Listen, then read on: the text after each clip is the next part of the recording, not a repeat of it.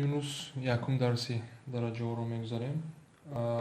Дараҷа чӣ аст ва чӣ хел саволҳоро кор карда метавонем ба воситаи дараҷа, онҳоро дида мебинем ва аз шакли сода ба шакли мураккаб меравем.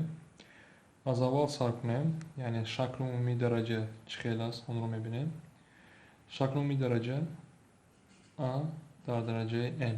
Дар он ҷо а ҳам рақам аст, яъне агар шумо ин намудро бинед, ин чӣ маъно дорад?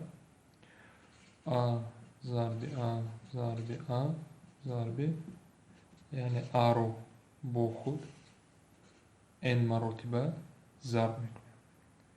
Яъне ин чӣ маъно дорад? Масалан шумо агар нависем 2 дар дараҷаи 3. Вақти шумо ин намудро бинед, ин чӣ маъно дорад? 2 зарби 2 зарби 2 баробар ба 8. Ё ин ки 1 тақсими 4 дар дараҷаи 2. Чӣ маъно дорад? 1 тақсими 4 зарби 1 тақсими 4. Яъне 1 тақсими 4-ро ба худ 2 маротиба зарб кунем ва натиҷаи он, агар зарби касрро ба хотир дошта бошем, 1 тақсими 16 мешавад. Яъне дараҷа шакли кӯтоҳи навиштани зарбҳо, яъне рақамро ба худ чап гузард, шакли кӯтоҳи он аст, ҳамчун барои навиштан. Бо якчанд мисолро бинем. Қатъи рақамҳои манфӣ, масалан минуси 2 ё дигар рақам гирем, минуси 1 дар дараҷаи 4. чӣ маъно дорад? Минуси 1-ро бо худ 4 маротиба зарб мекунем. Минуси 1 минуси 1 зарби минуси 1 ин 1 аст, мусбат. Бо 1-ро ба худ минуси 1 зарб мекунем, бо минуси 1 ва боз аз минуси 1 ҷавобаш 1, яъне ҷавоби 1-ро медиҳад. Дар ин ҷо диққат кунем ки агар вақте ки ҳамин рақам ҷуфт аст, минуси 1, ҷавоби мо 1 мешавад. Агар тоқ мебуд, яъне 3, 5, 7, 11, 21 ҳамин рақам мебуд, ҷавоби мо манфӣ мешуд. Дар бораи рақамҳои минуса якчи бояд диққат кунем. Масалан ду намуди саволро гирем. Минуси 2 бо минус 2 дар дараҷаи 4-ро бинем ва минуси 2 дараҷаи 4.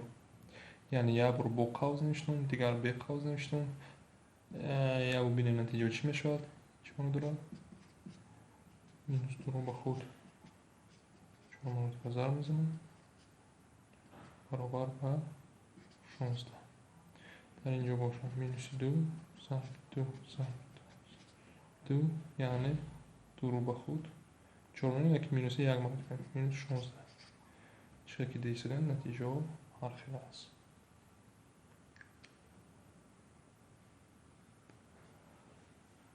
се қоидаи асосӣ дар дарси аввал бинем. Инҳо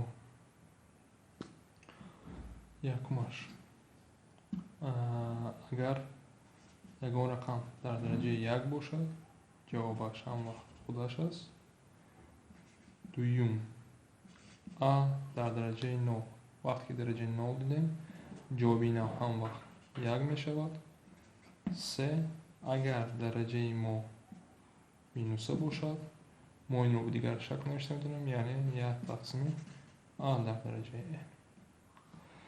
дар бораи ҳамин се қоида се савол кор кунем. Масалан 1004 дар дараҷаи 1. Вақте ки ин намуди саволро дидем, яъне 1004 дараҷа ҳам вақт ба худ баробар аст. Яъне вақте ки 1 аз дараҷа навишта метавонем, навиштаам наметавонем, яъне ҳардуш як чӣ маъно дорад. Вақте ки рақам дараҷа надошта бошад, дараҷа ҳам вақт 1 аст. Дигар мисол, масалан минуси 2 тақсими 3 зарби дар дараҷаи 6. ин ҳамаш дар дараҷаи 9. чӣ ки диҳсидем, дар даруни қавс як рақами мураккаб аст. дараҷа ки 9 аст, дар он аввал шарт нест чанд ки бошад. Ман медонам ки шарт то меяд ки ҷавоб ҳам вақт ба 1 баробар аст.